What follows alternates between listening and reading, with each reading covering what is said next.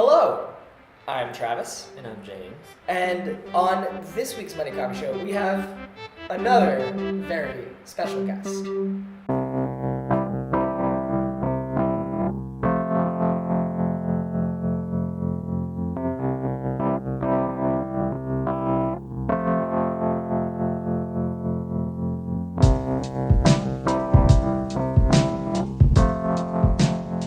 This week on Money Coffee Show, like I said before the theme song, we have a very special guest. He is the guy who wrote and performed the theme song.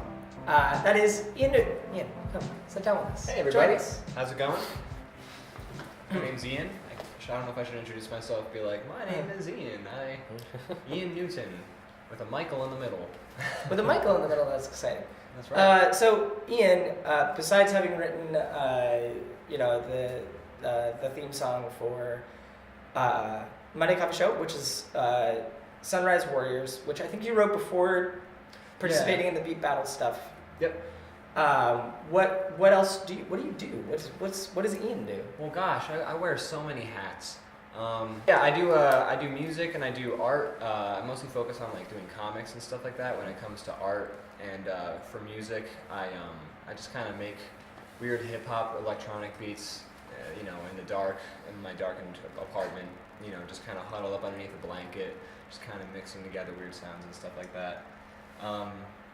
But yeah, I've been doing those beat battles lately. I haven't been doing them quite so much recently, just because I've been busy with other stuff. I might be making music for a video game. That's like currently in the works. I don't know anything about That's awesome. Are you able to talk about that at all, or? If I actually had information about the game, I could talk about it. Yes. I work on a webcomic called Waterlogged. It's just called Waterlogged. The website is waterloggedcomic.com. But I work on that with a good friend of mine named Brandon, and he knows somebody that they said, hey, I have a whole game just coded and ready to go. I need you to do the artwork. I also need someone for music. So Brandon was like, well, I know this guy.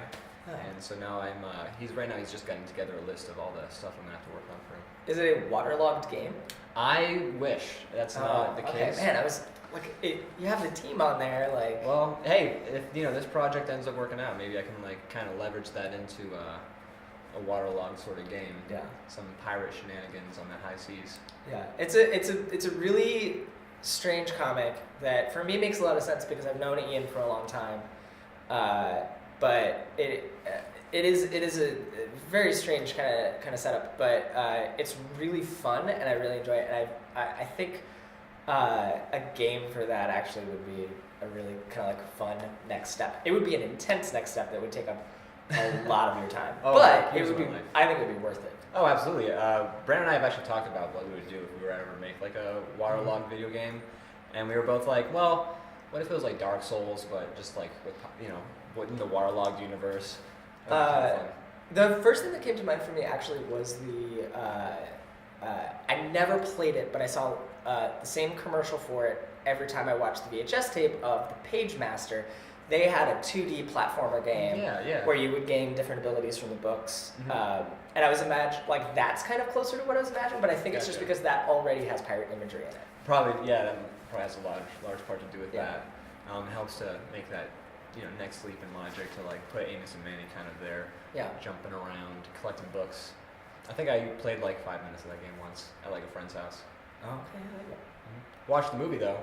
Great movie. I haven't seen it in like years and years. So what's been like the one thing so far that you've done that you would say you're like the most proud of? I would say the webcomic Waterlogged. It's been a labor of love. I haven't made any money off of it yet, and I'm okay with that. Doesn't mean I don't want to in the future, but just the fact that we've managed to produce something that even if it's not consistently coming out, it's something that we're always proud of, and we have a very we'll sit around, we'll have a joke ready, and we'll like sit for an hour and a half just kind of going like, well, what if like, no, and like we'll just come up with like 9 different jokes that are funny, but they don't make both of us laugh, and then eventually we'll finally get to one point where we're just like, that's it, that's where the punchline comes in. Okay. And just the fact that we're never willing to kind of like just give up and be like, no, we're just going to do this joke and figure out the next page. I'm always just very happy with the level of quality that we're always wanting to bring to each page. So there's like the overarching story of that of the comic that I've seen. Do you write it like kind of like arc by arc, or is it kind of written page by page and you just kind of like go from there? It's written. We have like a larger overall story plan, like what's going to happen way in the future. Nothing very concrete, but just like a general idea of like where the story's going to kind of like take us. And then we have when we started, we worked on the comic for 2 years before we ever started making it, and during that period we kind of figured out what was going to happen in like the first 4 chapters at least. We didn't necessarily know how many chapters it was going to be, but we knew that it was going to be, this was going to happen. This was like there's like the big arc of where the comic's just going to be, and like that's all kind of uncharted territory, but we have a general sense of direction. And then there's the arc that's currently happening right now that's coming to a close soon actually, and that's been planned for 8 years now, I guess, that we've been trying to like get to this point. And then once we have that main arc, then we kind of like figure out what we're going to do chapter by chapter. Once we have the chapter like kind of plotted out slightly more in detail than say the overall arc, then we start going page by page and being like, okay, well, where do we need to be by the end of this page? So like at the beginning of this page they were going to be like, hey, we see the island. Next page we want them to be on the island, as an example.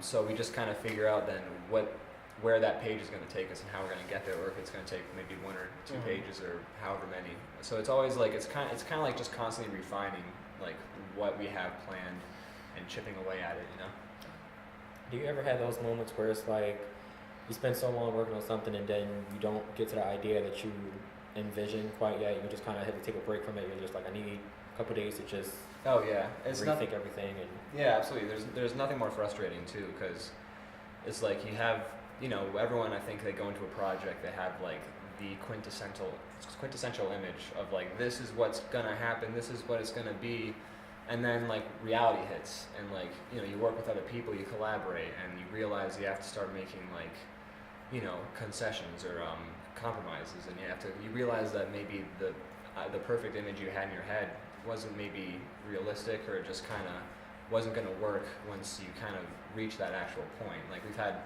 jokes that we were going to tell, and then when we got there we were like, well, I guess we don't really need to do that anymore, because we kind of already like wrapped that up in like a different thing. And that can be frustrating, especially because I can like point out every single page we've ever worked on and be like, but this is like what I wanted to do.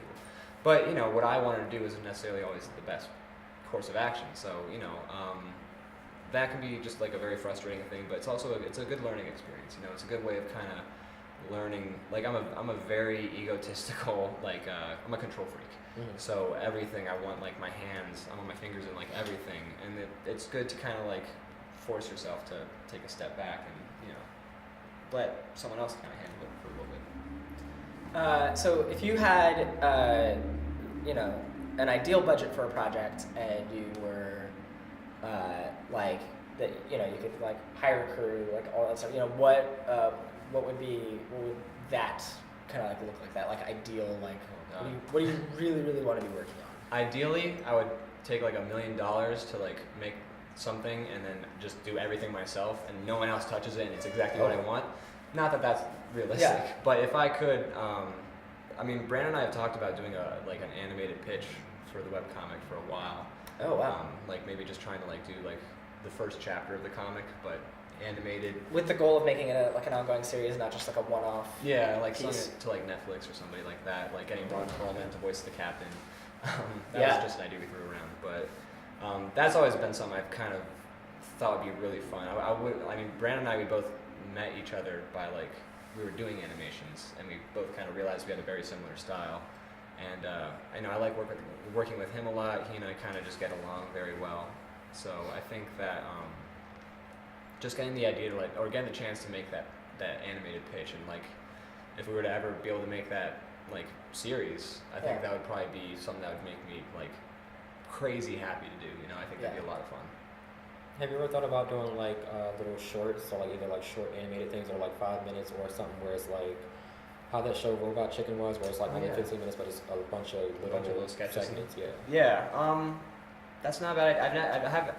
I've thought about getting back into the animating like scene just because it's been a while. I've learned a lot. I think it'd be a lot of fun to kind of like get back to like what I was originally doing. You were doing animations. This is a long time ago now, but you were doing animations like for a site, like as like a collaborative thing. Like, can you kind of like explain a little bit more about that? Yeah. So there's this website. It's very old. Hasn't aged the best, but I mean it's still there. It's still providing. It's called newgrounds.com, and they had like this goofy group of people who like everybody hated on the site because they made like really very niche sort of animations that no one really understood, but I kind of understood them. Like I really appreciated the humor that they had going on with those. And it's called the Clock Crew, and so I joined their forum the one day after seeing like some of their stuff that kind of made me decide I wanted to talk to these folks. And I was 12, and so, you know, it was a weird kind of group to join, and I'm still a part of it technically. I still go in the forum every once in a while, but it kind of like really shaped my teenage years in a very weird way, where little balls with clocks for faces, like talking in robot voices, going, "Oh my God, B is so cool."